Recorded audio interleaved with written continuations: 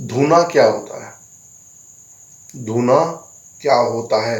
बाबा गुरु गोरखनाथ के जीवन से धूने का क्या महत्व है, या उनकी पूजा के में धूने का क्या महत्व है?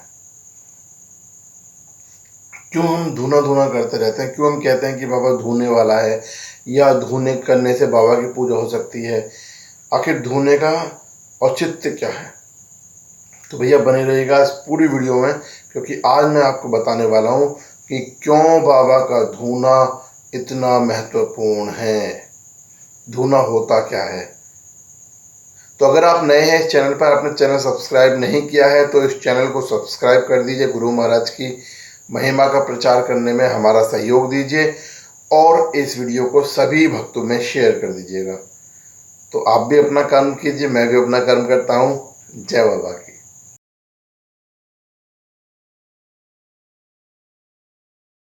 जय गुरु गोरखनाथ, जय हो बागड़ वाले की, धाम आहार की जय, नीले घोड़े वाले की जय, मेरे गुरुदेव महाराज की जय। तो दोस्तों, हम जब भी बात करते हैं, जब भी किसी चीज़ के बाबा गुरु गोरखनाथ की पूजा की बात होती है तो हम अक्सर धूने की बात करते हैं, और ये भी कहते हैं कि धूना अगर आपने कर लिया तो समझ लीजिए आपने बाबा गोरखनाथ की पूजा कर ली। तो भैया आखिर ये धूना है क्या, और इतनी इसका महत्ता क्यों है, इसका ये इतना महत्वपूर्ण क्यों है? देखिए मैं आपको बताता हूँ। बाबा गुरु गोरखनाथ की तपस्या और बाबा गुरु गोरखनाथ के जीवन में उन्होंने जो भी कुछ किया है वो उस धूने के साथ ही किया है। और आपने सुना भी होगा भक्तों के माध्यम से, वेदों के माध्यम से, ग्रंथों के माध्यम से, कि बाबा की चुटकी, कहते हैं ना, बाबा ने चुटकी दी, एक चुटकी भस्म भभूति। ऐसे तो बहुत सारे लोग जो अनसमझ लोग हैं, जिनको कुछ नहीं पता, वो कहते हैं राख। पर मैं आपको बता दूं दोस्तों, राख केवल और केवल नाश में होती है। जी हाँ, जैसे कहते हैं ना, आग लग गई तो क्या बचेगा? राख। किसी को जला दिया, क्या बचेगा? राख। अंतिम संस्कार किया तो क्या बची? राख। पूजा के मामले में जब भी पूजा पाठ की बात होती है, पूजा की जाती है, ये धूना लगाया जाता है, तो राख नहीं बचती है, तो बचती है भस्म, भभूत।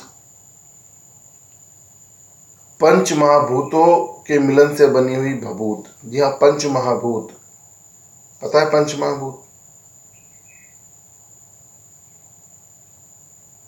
आप में से बहुत सारे लोगों को पता होंगे, हो सकता है बहुत सारे लोगों को पता हो, पर शायद अभी उनको याद ना आ रहे हो। अग्नि, आकाश, जल, पृथ्वी और वायु, ये पंच महाभूत है। तो जैसे ही हम, भभूत क्यों बनती है पंच महाभूतों से? क्योंकि हम जिस तरह से किसी भी यज्ञ में, किसी भी धूने में आहुतियां देते हैं, तो उन आहुतियों में ये पंच महाभूतों का रूप सम्मिलित होता है, और उससे बनी हुई जो भस्म होती है उसे हम भभूत कहते हैं, भस्म कहते हैं। वो इसलिए कहते हैं क्योंकि ये पंच महाभूतों से बनी हुई होती है। तो धूना वो इसी का स्वरूप है, एक यज्ञ का स्वरूप है धूना। जी हाँ, जब हम बहुत सारे देवी देवताओं को, बहुत सारे एक अभिष्ट कार्य के लिए कोई कार्य करते हैं तो उसे यज्ञ कहा जाता है। जैसे कि हम लोग अक्सर किया करते हैं, कोई कथा कराई, कोई यज्ञ करा दिया, कोई हवन करा दिया, तो वो सब हवन, यज्ञ, कथा, उसमें भी विभूत बनती है। पर किंतु जब हम सिद्ध गुरु गोरखनाथ महाराज जी के ध्यान करते हैं, उनकी पूजा के लिए हम उस हवन का आयोजन करते हैं, तो उसको जो आयोजन होता है उसको हम धूना कहते हैं। और एक दूसरी बात और होती है कि बाबा का जो धूना होता है, बाबा का धूना अक्सर बिना अग्नि के दिया जाता है। मैं हमेशा कहता आता हूँ, कहा हूँ, कई वीडियोस में मैंने बोला है, कि धूना देने के कई प्रकार हैं, कई नियम हैं और ये नियम अक्सर बदल जाते हैं एक बड़े घर गांव के माहौल में, एक छोटे घर शहर के माहौल के अनुसार। तो हमें पूजा तो करनी है, हमें बाबा को मनाना है, हमें बाबा को ध्याना है, पर किंतु हमारा जो माहौल है उस माहौल के अनुसार ही हमें करनी चाहिए। क्योंकि कोई भी पूजा, कोई भी ध्यान, कोई भी योग अगर किसी दूसरे की परेशानी का सबब बनता है तो वो गलत हो जाता है। बड़े बड़े ऋषि, बड़े बड़े मुनि तपस्या किया करते थे सालों साल, पर इसी वजह से वो तपस्या कभी घरों की तरफ या शहरों में यानी कि बस्तियों में नहीं करते थे, वो बाहर वीरानों में तपस्या किया करते थे, वो जंगलों में जाके तपस्या किया करते थे, ताकि उनकी तपस्या की वजह से या उनकी वजह से किसी भी शहरी को, किसी भी बस्ती वाले को, किसी दूसरे प्राणी को नुकसान हो, उसको दुख ना हो, उसको कोई कमी ना हो। तो बाबा का जो धूना है, बाबा का ही स्वरूप माना जाता है। बाबा गुरु गोरखनाथ की पूरे जीवन चरित्र में इस धूने की सबसे बड़ी महिमा है। तो धूना एक, ये समझ लीजिए कि ऐसा जगह, जिस जगह हम बाबा के लिए आहुतियाँ देते हैं, बाबा का ध्यान करने की आहुति करते हैं, उस जगह को हम धूना कहते हैं। और उस धूने में अक्सर, क्योंकि बाकी चीज़ों से नहीं हो सकता है, तो धूने के लिए आपने देखा होगा, अगर आप YouTube को भी सर्च करेंगे या और भी महापुरुषों भगतों की बात सुनेंगे, देखेंगे, तो आप देखेंगे कि धूना भी अलग अलग प्रकार से चेतन किया जाता है, अलग अलग भक्तों के द्वारा, अलग अलग महापुरुषों के द्वारा।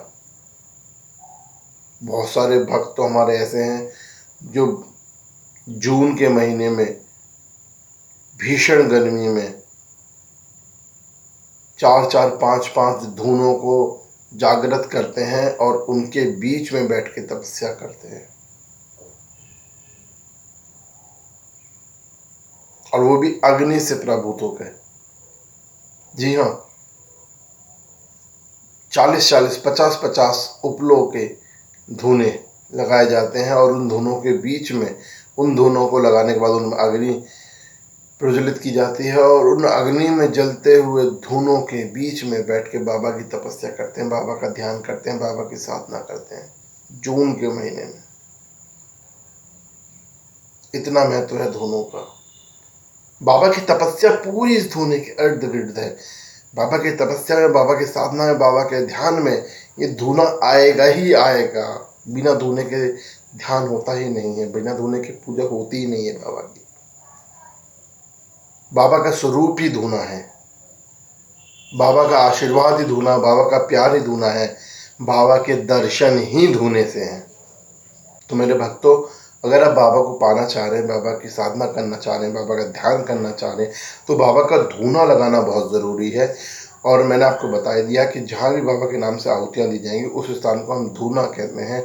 और उस धूने में सबसे बड़ी खासियत ये होनी चाहिए कि धूना एकदम पवित्र स्थान पर होना चाहिए, पवित्र जगह पर होना चाहिए।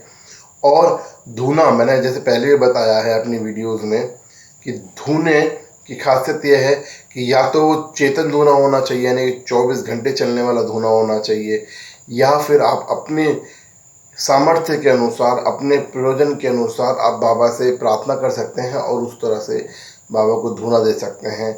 महीने में कम से कम एक बार, जो 14 आती है पूर्णिमा से पहले वाली, उस दिन शाम को आपको धूना ज़रूर देना चाहिए। बड़ी त्योहारों पर आपको धूना ज़रूर देना चाहिए। ऐसे धूना आपको ज़रूर देना चाहिए। और क्योंकि आजकल का माहौल ऐसा है, छोटे घर हैं, फ्लैटों में रहते हैं लोग, शहरों में रहते हैं, तो वो रोज़ रोज़ धूना नहीं दे सकते हैं, ना वो 24 घंटे चलने वाला धूना दे सकते हैं। तो वो छोटा धूना दें, छोटी धुनी लगाएं बाबा की, पर लगाएं ज़रूर, बिना उसके काम नहीं चलेगा।